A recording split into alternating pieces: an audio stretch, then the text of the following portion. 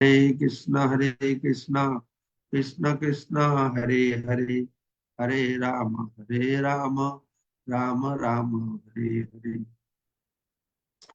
मुखम करोति वाचालं पंगुलंघयते गिरिं यत्कृपातमहं वन्दे परमानंद माधवम श्री गुरु दिनतारिणम श्री चैतन्य ईश्वरम।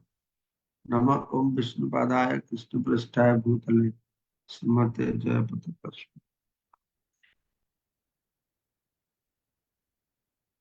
তো আমরা শ্রী চৈতন্য চরিতামৃত থেকে শ্রবণ করছি আদিলীলা প্রথম অধ্যায়। কালকে আমরা বিল্বমঙ্গল বিল্বমঙ্গল লিখিত যে কৃষ্ণ কর্ণামৃত থেকে একটি শ্লোক শ্রবণ করলাম। তো আজকে আমরা শ্রবণ করব শ্লোক নম্বর 58। জীবে সাক্ষাৎ নাহি তাতে গুরু চৈত্য রূপে শিক্ষা গুরু হয় কৃষ্ণ মহন্ত স্বরূপে। যেহেতু সাক্ষাৎ ভাবে পরমাত্মার উপস্থিতি অনুভব করা যায় না, তাই তিনি নিত্যমুক্ত ভগবত ভক্ত রূপে আমাদের সামনে আবির্ভূত হন। এই গুরুদেব হচ্ছেন শ্রীকৃষ্ণের অভিন্ন বিগ্রহ। শিক্ষা গুরু হয় কৃষ্ণ মহান্ত স্বরূপ। জীবে সাক্ষাৎ নাহি তাতে গুরু চৈত্য রূপে। তো ভগবান সঙ্গে জীবের সাক্ষাৎ নাই, তাই ভগবান চৈত্য গুরু শিক্ষা গুরু দুই রূপে প্রকট হয়েছে। তো বিশেষ করে এখানে বলা আছে যেহেতু এই চৈত্য গুরু পরমাত্মা, তাকে জীব অনুভব করতে পারে না, সেই জন্য তিনি নিত্য মুক্ত ভগবত ভক্ত রূপে আমাদের সামনে আবির্ভূত হন। এভাবে বোঝা যাচ্ছে গুরুদেব হচ্ছেন শ্রীকৃষ্ণের এই অভিন্ন বিগ্রহ, একদিক থেকে বিচার করলে। ঠিক আছে, জীবের সাক্ষাৎ নাহি অতএব গুরু চৈত্য রূপে শিক্ষা গুরু হয় কৃষ্ণ মহান্ত স্বরূপ। তো বদ্ধ জীবের পক্ষে পরমেশ্বর ভগবান শ্রীকৃষ্ণের সাক্ষাৎ দর্শন করা সম্ভব নয়, কিন্তু কেউ যদি নিষ্ঠাবান ভক্তে পরিণত হয়, সচেতনতার সঙ্গে ভগবত সেবা সম্পাদন করে, তাহলে ভগবান তার প্রতি কৃপা প্রদর্শন করে একজন শিক্ষাগুরুকে প্রেরণ করেন এবং তার হৃদয়ের সুপ্ত ভগবত ভক্তিকে জাগরিত করে। গুরুদেব সেই ভাগ্যবান বদ্ধ জীবের ইন্দ্রিয় কার্য হন এবং সেই সঙ্গে চৈত্য গুরু রূপে শ্রীকৃষ্ণ তার অন্তর থেকে তাকে প্রদর্শন করে। তো গুরুদেব সেই ভাগ্যবান বদ্ধ জীবের ইন্দ্রিয় গ্রাহ্য হন। পরমাত্মা তো জীবের ইন্দ্রিয় কার্য হন না, গুরুদেব হন। গুরুদেব হন এবং চৈত্য গুরু রূপে বা পরমাত্মা রূপে ভগবান থেকে ইচ্ছা থেকে পথ প্রদর্শন করে। তো চৈত্য গুরু রূপে ভগবান শ্রীকৃষ্ণ প্রতিটি জীবের হৃদয়ে তিনি বিরাজমান করছেন। তত দুসঙ্গ উৎসূর্য সৎসু সদেত বুদ্ধিমান সন্তায় বর্ষা চিন্তন্তি মন ব্যাসঙ্গম মুক্তিভি। তো সেজন্য কি করতে হবে না, যে বুদ্ধিমান ব্যক্তি অসৎসঙ্গ পরিত্যাগ করে সৎসঙ্গ করবে, সেই মহাপুরুষেরাই সৎ উপদেশ প্রদান করে ভগবত ভক্তির প্রতিকূল সমস্ত বাসনা বন্ধন ছেদন করবেন। তত দুসঙ্গ উচ্ছ্রিত, দুসঙ্গ পরিত্যাগ করতে হবে। সৎসু সজাত বুদ্ধিমান, বুদ্ধিমান ব্যক্তি যে সৎসঙ্গ করবে। সৎসঙ্গ করলে কি হবে, সন্তায় বসে ছিন্দন্তি মন ব্যাসং মুক্তি। এখানে মন ব্যাসং মুক্তি তার যে মন ব্যাসঙ্গম বিরুদ্ধ আসক্তি বাসনা বন্ধন, उक्ति भी তিনি উপদেশ দেবেন, উপদেশ দিয়ে বিষয় বাসনা के छेदन करবে। भगवत भक्ति সেটা प्रतिकूल, বিষয় বাসনা আছে ভগবত ভক্তি प्रतिकूल। তো মন ব্যাসন, কিন্তু এটা তিক্ত লাগবে। আমি শুনেছিলাম মন ব্যাসন মন কিন্তু তিক্ত লাগবে, সেই তিক্ত কথা বললে তারা কি করবে না আমাদের হৃদয়ের এই বাসনাকে আস্তে আস্তে দূরীভূত করে। এই শ্লোকটি একাদশ স্কন্ধ 26 অধ্যায় 26 নম্বর শ্লোক। ভাগবতের উদ্ধব গীতা নামক অধ্যায় শ্রীকৃষ্ণ উদ্ধবকে এই কথাগুলি বলেছিলেন। স্বর্গের নর্তকী উর্বশী ও পুরুরুবা কথা প্রসঙ্গে এই শ্লোকটি উল্লেখ করা হয়েছে। উর্বশী যখন পুরুরুবাকে ছেড়ে চলে যায়, পুরুরুবা তখন অত্যন্ত বিরহ কাতর হয়ে পড়ে, কিন্তু পরে বিবেক লাভ হলে সঙ্গদোষের ফল উপলব্ধি করেন এবং এইভাবে মানসিক দুর্বলতা জয় করতে সক্ষম হন। এখানে এই শিক্ষা দেওয়া হয়েছে যে পারমার্থিক জ্ঞান লাভ করতে হলে সর্বদা অসৎসঙ্গ ত্যাগ করে পারমার্থিক জ্ঞান দানে সক্ষম সাধু মহাত্মাদের সঙ্গ করা উচিত। এই ধরনের তত্ত্বদ্রষ্টা মহাপুরুষদের মুখ নিঃসৃত সৎ উপদেশাবলী হৃদয়ে অভ্যন্তরে প্রবেশ করে জন্ম জন্মান্তরে অসৎ সঙ্গজনিত কলুষ দূর করতে পারে। সৎসঙ্গদের কাছ থেকে যেন যথার্থ পারমার্থিক জ্ঞান লাভ করব, তাহলে বহু জন্মের যে কলুষতা এটি দূরীভূত হবে। এই ধরনের তত্ত্বদ্রষ্টা মহাপুরুষদের মুখ নিঃসৃত সৎ উপদেশাবলী হৃদয়ে অভ্যন্তরে প্রবেশ করে জন্ম জন্মান্তরের অসৎ সঙ্গজনিত কলুষকে দূরীভূত করে। ঠিক আছে। অনুন্নত ভক্তদের পক্ষে দুই রকমের সঙ্গ বিশেষভাবে পরিত্যাগ করতে হবে। এক নম্বর হচ্ছে নিরন্তর ইন্দ্রিয় তৃপ্তির প্রচেষ্টায় রত ঘোর বিষয় বা জড়বাদীদের সঙ্গ করতে হবে, বিষয়ের সঙ্গ করতে হবে, এই সঙ্গ পরিত্যাগ করতে হবে। যারা সবসময় বিষয় ভোগ ব্যস্ত আছে তাদের সঙ্গ পরিত্যাগ করতে হবে। ইন্দ্রিয় ও মনোধর্ম প্রসূত জল্পনা কল্পনা দ্বারা পরিচালিত ভগবত সেবা বিমুখ অভক্তদেরকে সঙ্গ পরিত্যাগ করতে হবে। বিষয়দেরকে পরিত্যাগ করতে হবে, আর যারা মনোধর্মী তাদেরকে পরিত্যাগ করতে হবে। সেজন্য বলা হচ্ছে যে বিষয়ের অন্ন খাইলে কলুষ হয় মন, বিষয়ের অন্ন খেলে মন কলুষ হয়। যারা মনোধর্মী তারা ভগবানের রূপকে মানে না, তাদেরও সঙ্গ পরিত্যাগ করতে হবে।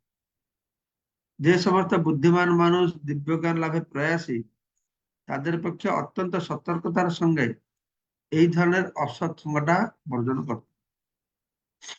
কেন আমরা তো অনাদিকাল থেকে মায়ার সঙ্গে রয়েছি, মায়ার সঙ্গে রয়েছে তো অসৎ সঙ্গ। মায়া সবসময় চাইবে অসৎ সঙ্গের মাধ্যমে আমাদেরকে জড়জগতে ধরে রাখার জন্য। তাই জড়জগৎ থেকে বেরোতে হলে এই প্রকার অসৎ সঙ্গ পরিত্যাগ করতে হবে। সত্যেশ সজ্জিত বুদ্ধিমান, যে বুদ্ধিমান ব্যক্তি সে কি করবে না সৎসঙ্গ করবে। তো সেই জন্য বলা আছে যা পড়া ভাগবত বৈষ্ণবের স্থান, সাধুর সঙ্গে ভাগবত শ্রবণ করতে হবে। সংসার দিনতে আর কোনো বস্তু নেই, সাধু সঙ্গে হরিনাম, সাধু সঙ্গে হরিনাম করতে হবে। এই ব্যাপারে কপিল দেবহূত সম্বাদে ভগবান কপিল দেব বলেছেন শতাঙ্গ প্রসঙ্গান মম বীর্য সম্বিদ ভবন্তে হৃতিকর্ণ রসায়না কথা তত যোশনাৎ আস্বপবর্গ বর্তমানে সদা রতির ভক্তির অনুক্রমিষ্যতি। তো পারমার্থিক মহিমামণ্ডিত ভগবানের কথা ভক্ত সঙ্গে কেবল যথাযথভাবে আলোচনা করা যায়, যথাযথভাবে সাধু সঙ্গে করা যায়। আর সেই কথা শ্রবণ করলে কি হবে? হৃদয় আর শ্রবণেন্দ্র তৃপ্ত হবে। ভবন্তে হৃৎকর্ণ, হৃদয় আর কর্ণ তৃপ্ত হবে। ভক্তের সঙ্গে সেই বাণী প্রীতিপূর্বক শ্রবণ করতে করতে শীঘ্রই মুক্তির বর্তমস্বরূপ, মুক্তির রাস্তা কি না আমার প্রতি শ্রদ্ধা জাগ, তত জোশনাথ, সেটাকে অনুশীলন করবে। যা শ্রবণ করবো শুধু শ্রবণে রাখলে হবে না, এটা অনুশীলন করতে হবে। তত জোশনাথ, অপবর্গ বর্তমানে, অপবর্গ মানে মুক্তি, বর্তমানে রাস্তা, রাস্তা কি হবে না খুলে যাবে। তখন শ্রদ্ধা আর অতি ভক্তি ক্রমে ক্রমে, প্রথম শ্রদ্ধা হবে, পরে রক্তি হবে, শেষে প্রেম ভক্তি লাভ করবে আস্তে আস্তে। তো এটা শ্রীমদ্ ভাগবতমের 3য় অধ্যায় 25 নম্বর, তৃতীয় স্কন্ধ 25 অধ্যায় 25 নম্বর শ্লোকে।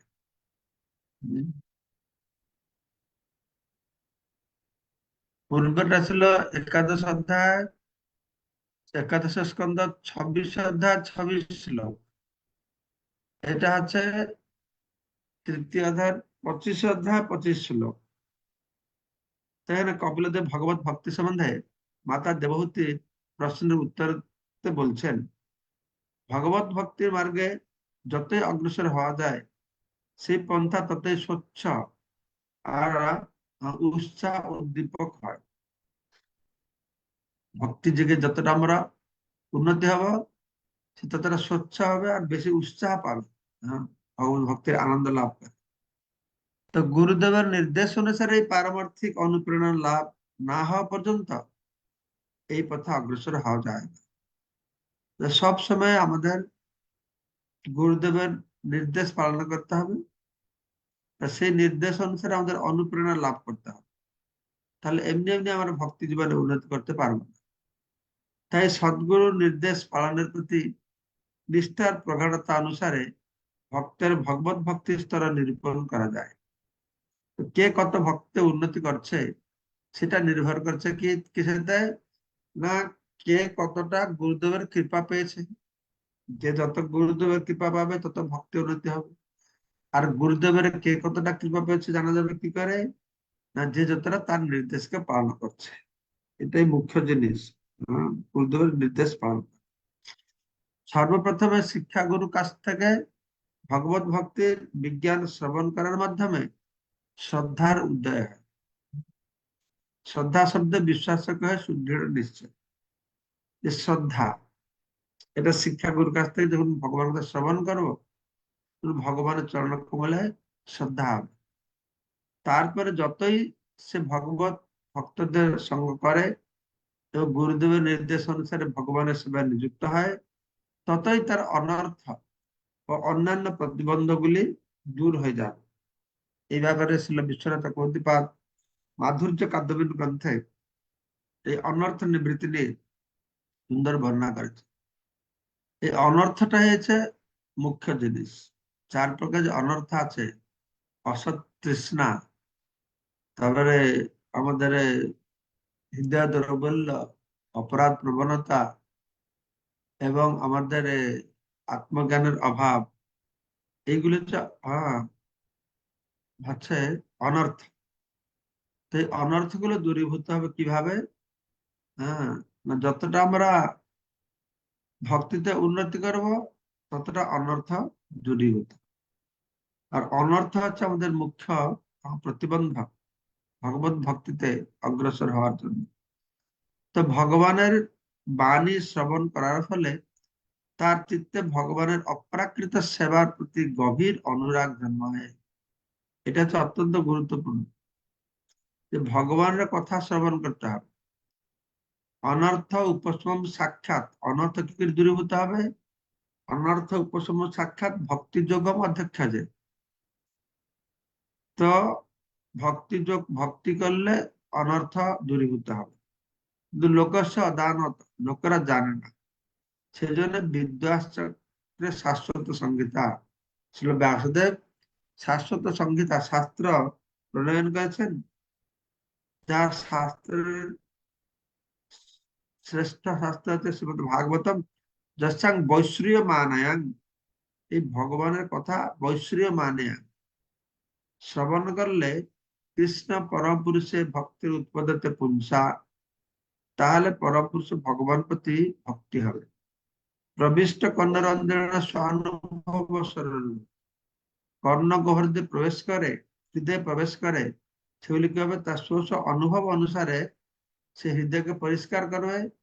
শল্যস্য যথা শরৎ, এই কৃষ্ণ কথা কৃষ্ণ নাম শরৎ ঋতুতে জল যেন পরিষ্কার হয়, সেরকম হৃদয়ে পরিষ্কার হবে।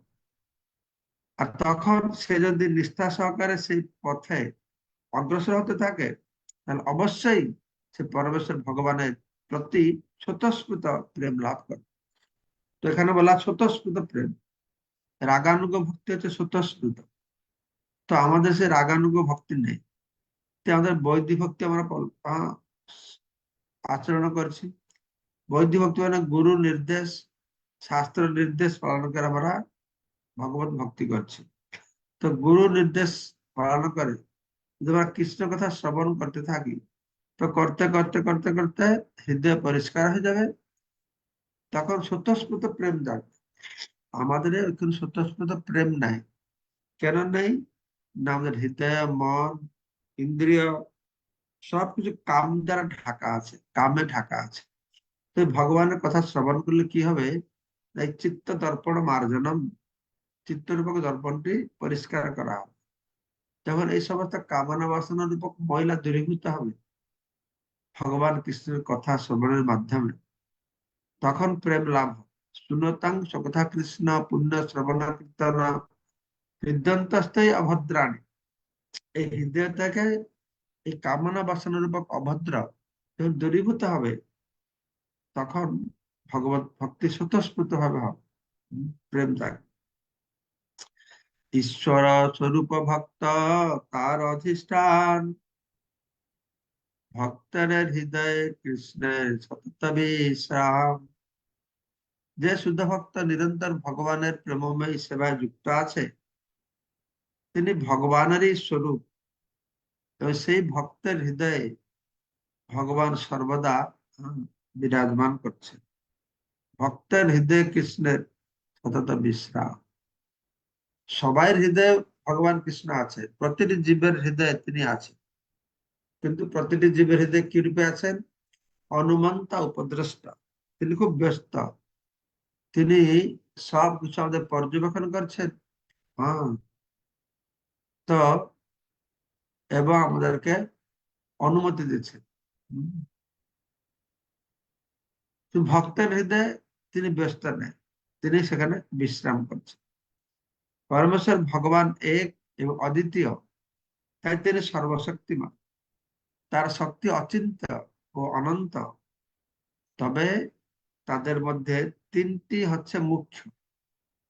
ভক্তকে সেই সমস্ত শক্তির একটি বলে বিবেচনা করা হয়। ভগবত কখনো শক্তিমান তত্ত্ব নয়।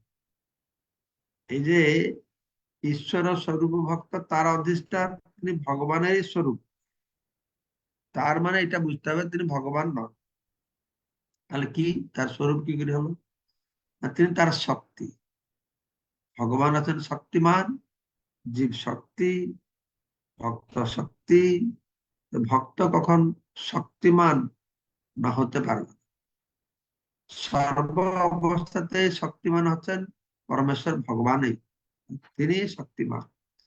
তার শক্তিগুলি নিত্য সেবার উদ্দেশ্যে তার সঙ্গে সম্পর্কিত। হ্যাঁ, তো ভগবানের শক্তি ভগবানের সঙ্গে সম্পর্কিত, কেননা শক্তি শক্তিমানেরই সেবা করে, তাই না? আমার যে দেখার শক্তি, হাঁটার শক্তি, আর আমার যে অংশ, হাত পা, আমার তৃপ্তির জন্য কাজ করে। ঠিক আছে, জীব হচ্ছে ভগবানের অংশ, মামায় অংশ জীব লোকে। জীব হচ্ছে ভগবানের শক্তি, অপরং ইত্যষ্টানং, হ্যাঁ, প্রকৃতি বৃদ্ধিমে পারা। জীব হচ্ছে ভগবানের অংশ, জীব হচ্ছে ভগবানের শক্তি।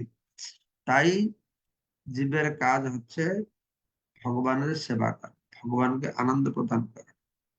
তো বদ্ধ অবস্থায় জীব শ্রীকৃষ্ণ বদ্ধ অবস্থায় জীব শ্রীকৃষ্ণ ও শ্রী গুরুদেবের কৃপার প্রভাবে পরমেশ্বর ভগবান প্রতি তার সেবা প্রবৃত্তি বিকশিত করতে পারে। তা আমরা সমস্ত মায়াবদ্ধ জীব, মায়াবদ্ধ জীবের ন্যায় কৃষ্ণ স্মৃতি জ্ঞান, সেজন্য ভগবান কি করেছেন, এই বেদ পুরাণ সব দিয়েছেন। এটা যে ভগবানের কৃপা, আর তিনি তার কৃপা শক্তির মূর্ত বিগ্রহ গুরুদেবকে পাঠিয়েছেন।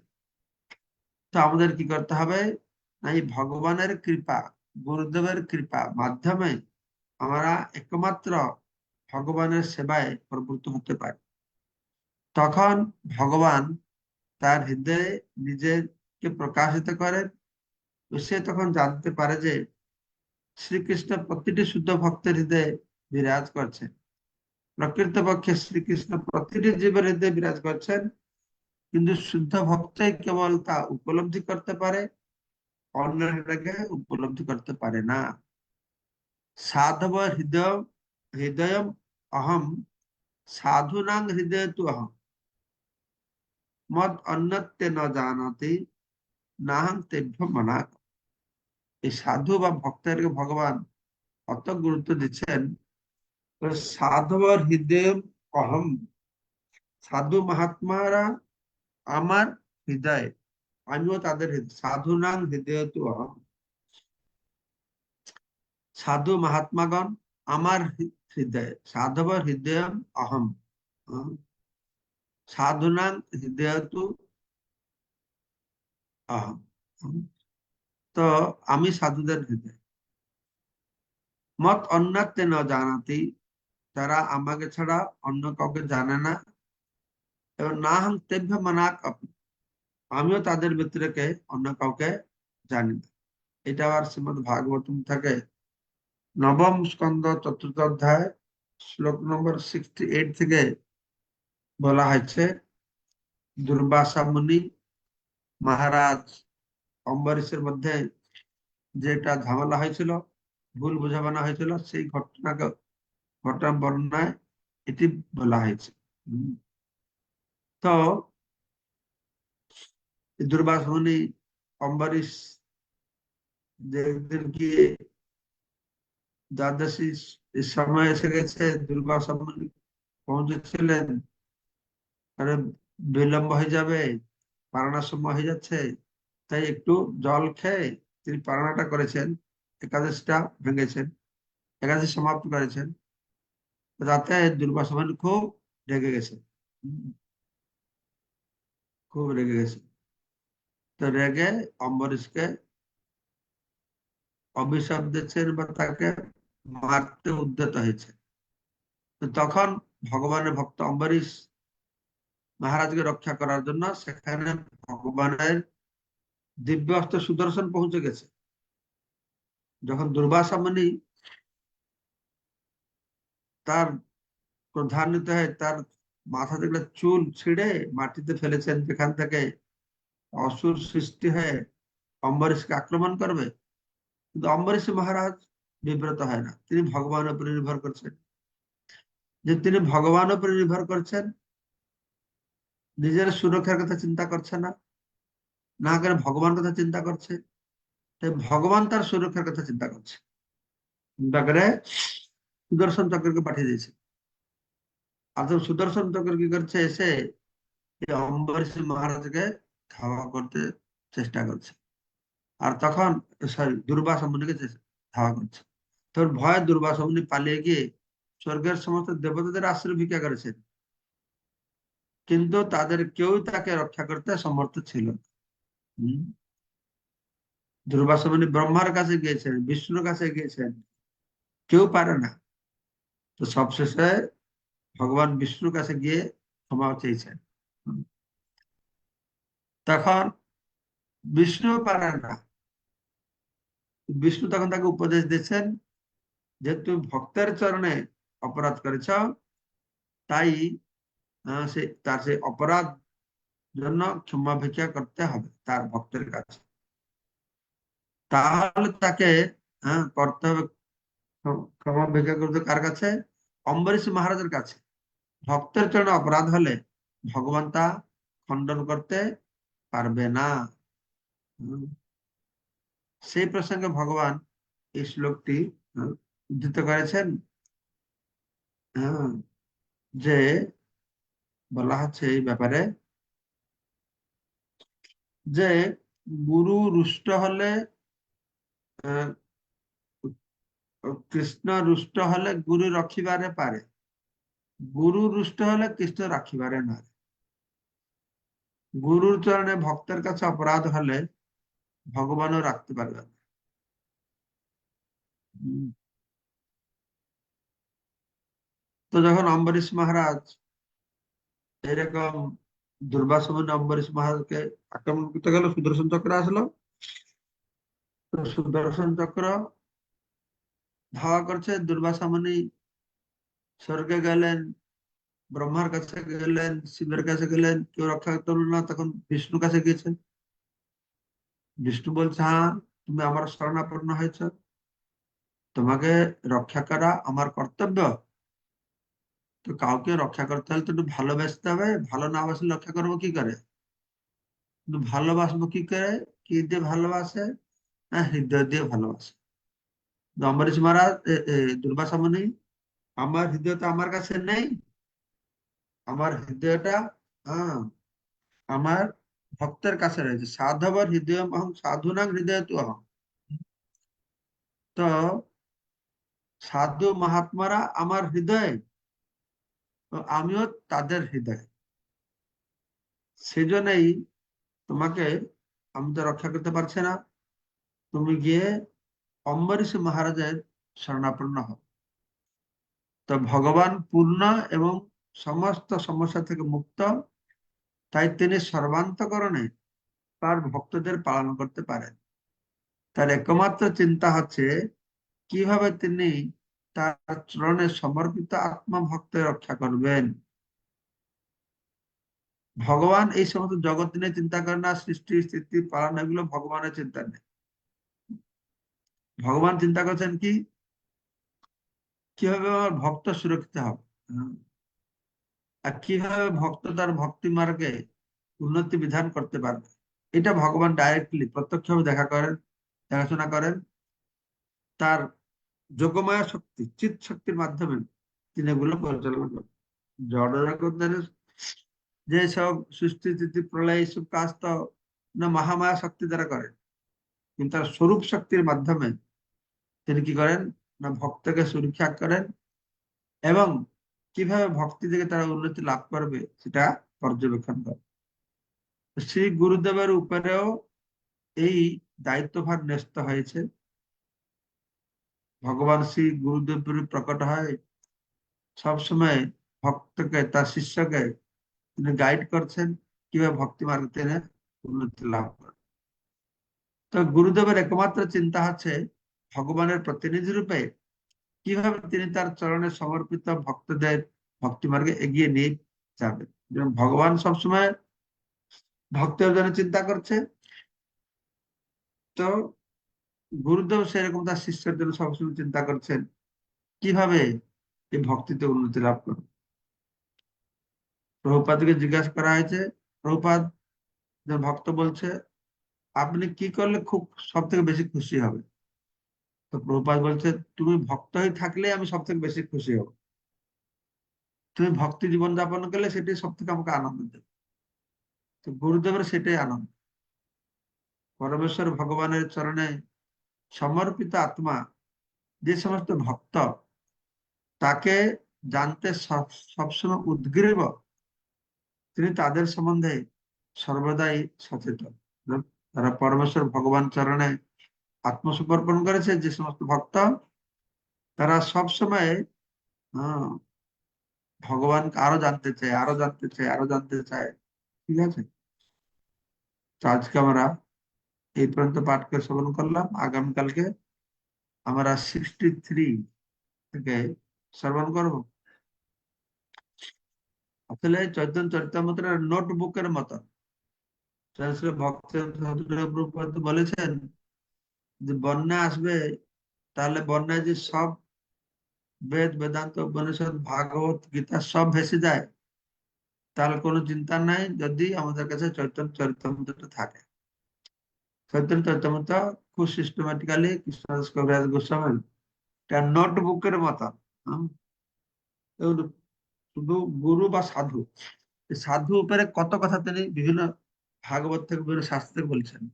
তো এইটাকে নোট করে, এই শ্লোকগুলো নোট করে আমরা একটা সাধুর উপরে সবকিছু জানতে পারি। ঠিক আছে, তো আগামীকালকে ওই সাধুদের মহিমা কালকেও আমরা শ্রবণ করব। ঠিক আছে, সবিতা রানী মাতাজি কি বলছেন? বাঞ্ছাকল্পতরুশ্চ কৃপা সিন্ধুভ্যশ্চ পতিতানাং পাবনেভ্যো বৈষ্ণবেন। হরে কৃষ্ণ প্রভু, এখানে একটা প্রশ্ন আমার, যে সদ্গুরুর কাছ থেকে ভগবত ভক্তির বিজ্ঞান শ্রবণ করার মাধ্যমে শ্রদ্ধার উদয় হয়, তারপর যতই সে ভগবত ভক্তদের সঙ্গ করে এবং গুরুদেবের নির্দেশ অনুসারে ভগবানের সেবায় নিযুক্ত হয়, ততই তার অনর্থ ও অন্যান্য প্রতিবন্ধকগুলি দূর হয়। তাহলে হরে কৃষ্ণ প্রভু, অনর্থ শব্দটা একটু অনর্থ শব্দটা একটু অনর্থ শব্দটা এক কথা আছে বিষয় বাসনা, ইন্দ্রিয় ভোগের বাসনাকে অনর্থ বলে। তারপরে আরো গভীরভাবে জানতে হলে অনর্থ হচ্ছে স্বরূপ ভ্রম। এক নম্বর অনর্থ হচ্ছে আমাদের নিজের স্বরূপকে ভুলে গেছি, আমি হচ্ছি চিন্ময় আত্মা, এটাকে ভুলে আমি দেহ বলে মনে করি, এটা একটা অনর্থ। দ্বিতীয় অনর্থ হচ্ছে অসৎ তৃষ্ণা। অসৎ তৃষ্ণা মানে এই দেহের সুখের জন্য, ভোগের জন্য যে সমস্ত তীব্র বাসনা, এগুলো অসৎ তৃষ্ণা। তারপরে হৃদয় দ্রবল্য, আমাদের হৃদয়টা খুব দুর্বল আছে, অর্থাৎ পরনিন্দা, খুঁটিনাটি, জীবহিংসা এগুলি সব রয়েছে। তারপরে অপরাধ প্রবণতা, আমরা বৈষ্ণব অপরাধ করতে খুব ভালোবাসি, এই সবগুলি হচ্ছে অনর্থ। তা আমরা যদি ভগবত ভক্তি করি, ভগবানের কথা শুনি, গুরুদেবের আনুগত্য থাকে, তাহলে এই অনর্থগুলি দূরীভূত হবে। ঠিক আছে, হরে কৃষ্ণ। ওকে। তারপরে তমাল শ্যাম প্রভু বলুন।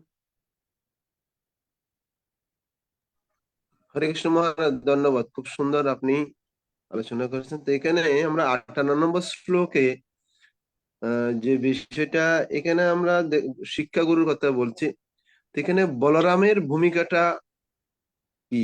আর দ্বিতীয় প্রশ্ন হচ্ছে, এই যে আমরা ভক্ত সঙ্গের মাধ্যমে আমাদের অনর্থগুলো চলে যায়, প্রাথমিক অবস্থায় যখন ভক্তরা যখন ভক্ত সঙ্গে আসে, আমরা দেখতে পাচ্ছি ভক্তদের কিছু জাগতিক বিভিন্ন বিষয় তাদের মানে ক্ষতি হয়। তারা, আমরা বুঝতে পারি তাদের কিছু অনর্থ যাচ্ছে, কিন্তু তারা ওই অবস্থায় ওইটাকে তারা ভক্তি করতেই তাদের মনে তাদের একটু ক্ষতি হয়ে গেল।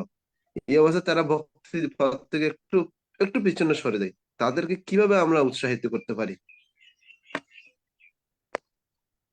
তো প্রাথমিক অবস্থায় শুধু যে আমরা সমস্যা থাকি তা নয়, বহুদিন ভক্তি করার পরেও আমাদের সমস্যা থাকে। তো সেই জন্য প্রথমে আমাদের চেষ্টা করতে হবে আমরা যেন ভক্তি পথে ঠিক থাকি, পরকে সাহায্য করার পূর্বে, তাই না? জন্ম সার্থক করি কর পর উপকার, নিজেকে আগে ভক্তি জীবন রাখতে হবে, এটা মুখ্য জিনিস। আর যদি কেউ কেউ ভক্তি করতে করতে পথচ্যুত হয়ে গেল, তাহলে ওকে ভক্তি জীবনে আনার জন্য আমরা চেষ্টা করব, সৎসঙ্গের মাধ্যমে তাকে বুঝিয়ে হোক, তারপরে কোনোভাবে চেষ্টা করব, ভগবানের কাছে প্রার্থনা করব, নিজেও চেষ্টা করব, এইভাবে। সুধাময় কেশব প্রভু। হরে কৃষ্ণ মহারাজ, দণ্ডবত প্রণাম।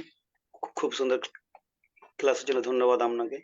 তো মহারাজ, একটা জিনিস জানছিলাম যে তো অনেক, তো ভগবান বলছে কর্তব্য কর্ম করতে বলছে, কিন্তু অনেক সময় দেখি যে তো অনেক কোনো প্রোগ্রামে আমাদেরকে নিমন্ত্রণ করে, আমন্ত্রণ করে, কিন্তু সেইখানে মনে হয় গেলে ভক্তিতে প্রভাব পড়তে পারে, এরকম মনে হয় সেই জায়গাতে।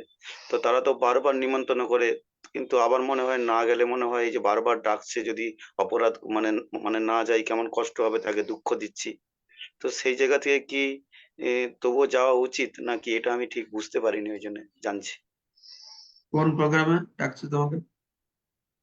হচ্ছে হরে কৃষ্ণ, যেখানে হচ্ছে যে ভগবত পাঠ হবে, তো ভগবানের সেবাই হবে, কিন্তু সেইখানে যে যারা থাকে সঙ্গটা, যেন সঙ্গটা ঠিক হয়নি মনে হয়, এরকম দেখি যে এখানে গেলে আমার ভক্তিতে প্রভাব পড়তে পারে, এরকম মনে হয়। সেখানে ইসকনেরই প্রোগ্রাম, মানে সবকিছু প্রোগ্রাম, কিন্তু যারা মানে যে প্রোগ্রামটা, যে সেই প্রোগ্রামটা যেন মানে যারা আছে তাদের সঙ্গে সঙ্গ করলে যেন ভক্তিতে প্রভাব পড়তে পারে তারা, এরকম একটা মনে হয়। তারা যে ইসকনের ভক্ত আছে, ইসকনের নিয়ম পালন করছে, গুরুদেবের আনুগত্য আছে, তাহলে যাবে। যদি মনে করছো না তারা সাধুগুরু আনুগত্য নেই, হ্যাঁ হ্যাঁ হ্যাঁ হ্যাঁ যেখানে গিয়ে তুমি ওদের সুধারতে পারবে না, হ্যাঁ, ঠিক। তাদের এই ভুল মনোবৃত্তি দ্বারা প্রভাবিত হয়ে যাবে, তাহলে দূরে থাক। হ্যাঁ হ্যাঁ, ঠিক আছে, এটাই মহারাজ, ঠিক আছে। পিয়াল, পিয়াল প্রভু। হরে কৃষ্ণ মহারাজ, দণ্ডবোধ প্রণাম। মহারাজ, এখানে মনোধর্ম যে বলছিলেন, মনোধর্মটা কি এই যে শাস্ত্রবিহীন যে মনের ইচ্ছা মতো ধর্ম করে, এটাকে বোঝাচ্ছে? না, আমার মনে হয় এটা মায়াবাদীদের কথা বলা হচ্ছে। হুম। কল্পনা জল্পনা করে যে যে রকম ওরা বলে নিরাকার থেকে সাকার ব্রহ্ম হয়ে গেছে, তাদের কথাই বলা আছে। মায়াবাদী ভাষ্য শুনিলে হয় সর্বনাশ।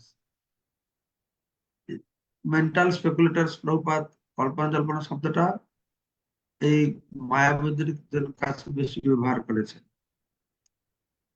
বুঝতে পারছেন? হ্যাঁ মহারাজ। আরেকটা জায়গায় অসৎসঙ্গ মানে স্ত্রী সঙ্গী, স্ত্রী সঙ্গের সঙ্গী, এরকম কিছুটা বলা হয়েছে।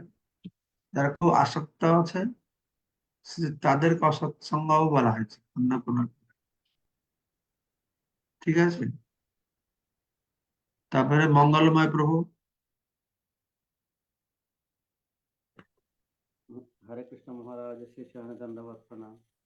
মহারাজ 58 নম্বর শ্লোকটা, জীবে সাক্ষাৎ নাহি তাতে গুরু চৈত্য রূপে, শিক্ষা গুরু হয় কৃষ্ণ মহান্ত স্বরূপে। মহারাজ, এই বদ্ধ জীবের সঙ্গে কৃষ্ণেরও সাক্ষাৎ নাই এবং চৈত্য গুরুরও সাক্ষাৎ নাই, সে কারণে ভগবান নিজেই শিক্ষাগুরু রূপে আসলেন, এইরকম কি মহারাজ পুষ্প মহারাজ? আচ্ছা, যারা শুনছ তোমাদের মধ্যে কেউ একদিন আমাকে বলতে পারো প্রভু কি বললো? আমি তো কিছুই শুনতে পারলাম না। আমরা তো কানে কোনো সমস্যা আছে নাকি জানি না। আর তো কেউ শুনতে পারছো প্রভু কি বললো? একটু বলো জোর করে। আমারও শোনা যায় না তো। হরে তাহলে কৃষ্ণ কি করে মহারাজ। উত্তর দেবো না শোনা গেলে? হরে কৃষ্ণ মহারাজ, প্রণাম, দণ্ডবৎ প্রণাম। মহারাজ এবার শোনা যাচ্ছে মহারাজ? কিছু কিছু যাচ্ছে, অন্য বলেন। অন্য কেউ শুনে আমাকে বললো, মুকুন্দ তুমি বললো কি বলছো। হরে কৃষ্ণ। একটু জোরে বলি মহারাজ। বলছি মহারাজ, জীবে সাক্ষাৎ নাহি তাতে গুরু চৈত্য রূপে, শিক্ষা গুরু হয় কৃষ্ণ মহান্ত স্বরূপে।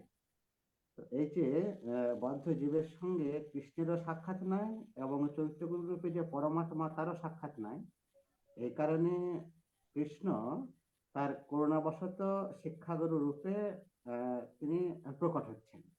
তো এরকম বুঝবো মহারাজ? শ্লোক কি এরকম বলা হলো? কি বললো মুকুন্দ প্রভু উনি? শিক্ষা গুরু চৈত্য গুরু, এই যে সাক্ষাৎ ভগবান আমাদেরকে পাঠিয়েছে, তা এখন কি এটাকে ভগবান শিক্ষা গুরুকে চৈত্য গুরু রূপে সাক্ষাৎ পাঠাইছে কিনা, ওটা জানতে চাচ্ছে। তুমি প্রশ্নটা বুঝে না মনে হয় কি বলছে প্রভু। হরি তাই বল। নিয়ে হ্যাঁ। তো শোনো শোনো। হ্যাঁ, মানে প্রভু বলছে যে ভগবান কৃষ্ণই কি নিজে স্বয়ং করুণাবশত হয়ে শিক্ষাগুরু হিসেবে এসেছে কিনা, এটা হচ্ছে ওনার কোশ্চেন। সেটা কি প্রশ্ন মঙ্গলময় প্রভু? না না মহারাজ, আমি ওটা জিজ্ঞেস করিনি। ওটা জিজ্ঞেস করিনি। আমি জিজ্ঞেস করছি যে জীবে সাক্ষাৎ নাহি। আপনি আপনি পরের বার থেকে আপনার মাইক্রোফোনটাকে ঠিক করুন, তাহলে অনেক সময় যাচ্ছে।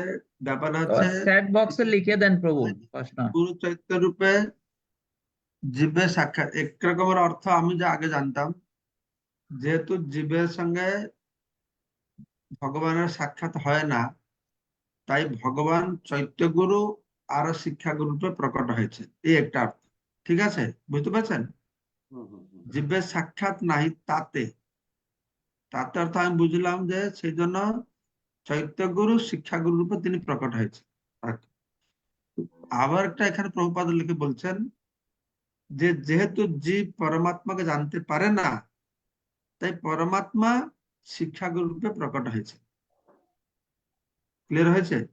হ্যাঁ হ্যাঁ মহারাজ। বিদ্যুৎ প্রভু বলুন।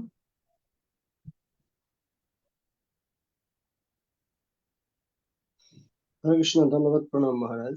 মহারাজ 58 নম্বর শ্লোকে চৈত্য গুরু বলা হচ্ছে, চৈত্য গুরুটা এক্স্যাক্টলি কি বোঝাচ্ছে? পরমাত্মা। আচ্ছা, সুভাষিনী মাতাজি। ঠিক আছে। হরে কৃষ্ণ, ধন্যবাদ, প্রণাম মহারাজ। হরে কৃষ্ণ, ধন্যবাদ, প্রণাম মহারাজ আপনার শ্রী চরণে, শ্রী গুরুদেব শিলা প্রভুপাদ, সকল বৈষ্ণব চরণে প্রণাম। মহারাজ আপনার সুন্দর ক্লাসের জন্য ধন্যবাদ। মহারাজ এখানে যে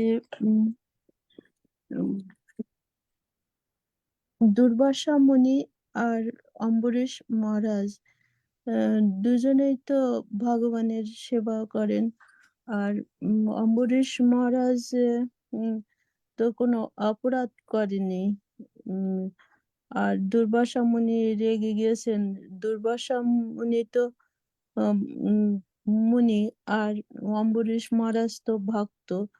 আর দুর্বাসা মুনি যে রাগটা আসছে, দুর্বাসা মুনির হৃদয়েও ভগবান আছেন, অম্বরীশ মহারাজের হৃদয়ে ভগবান আছেন।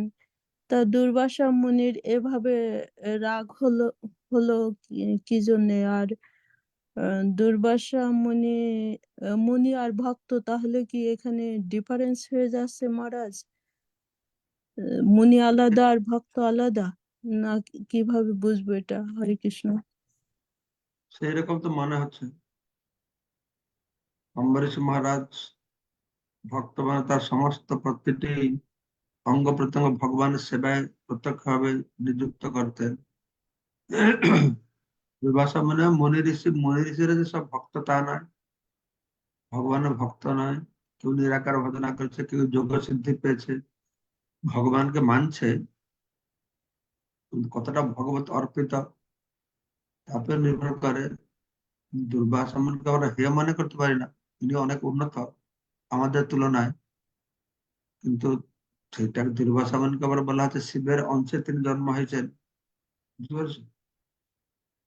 তো এই জন্যই মোটামুটি আমাদের শিক্ষাটা নিতে হবে। এখানে এই লীলার মধ্যে শিক্ষা দেওয়া হচ্ছে যে শুদ্ধ ভক্তদেরকে কিভাবে ভগবান রক্ষা করে, সেটা যে মুখ্য জিনিস শিক্ষার। শক্তিমান প্রভু। হরে কৃষ্ণ, ধন্যবাদ মহারাজ সুন্দর উত্তরের জন্য। মহারাজ দণ্ডবোধ প্রণাম মহারাজ। মহারাজ এই হৃদয় দৌর্বল্য, সেটা ভালো করে বুঝতে পারিনি। হৃদয় দৌর্বল্য, আমি তো এবার মন থেকে বলতাম হৃদয় দুর্বল, কৃষ্ণের উপরে দুর্বলতা মানে দৃঢ়তা নেই। না, আমি দেখলাম লেখা আছে হৃদয় দুর্বল মানে যে খুঁটিনাটি জীবহিংসা, এই 4টা 5টা আছে, ওটা ওটা একটু আপনি দেখবেন ভালো করে, এই জিনিসটা কি হৃদয় দুর্বলতা। খুঁটিনাটি জীবহিংসা এরকম আছে না 3-4টা, ওটাকে হৃদয় দুর্বলতা বলি। আচ্ছা আচ্ছা, ঠিক আছে মহারাজ, দণ্ডবোধ প্রণাম। আমি এমনি ভাবতাম হৃদয় দুর্বলতা মানে হৃদয় দৃঢ়তা নাই ভগবানের প্রতি। এটা চেক করে দেখুন। ঠিক আছে, তাহলে সবাইকে অশেষ ধন্যবাদ আজকে চৈতন্য চরিতামৃত পাঠে যোগদান করবার জন্য। বাঞ্ছা কল্পতরুভ্যশ্চ কৃপা সিন্ধুভ্যেব বাঞ্ছাকল্পতরুভ্যশ্চ কৃপা সিন্ধুভ্যেব পতিতানাং পাবনেভ্যো বৈষ্ণবেভ্যো নমঃ।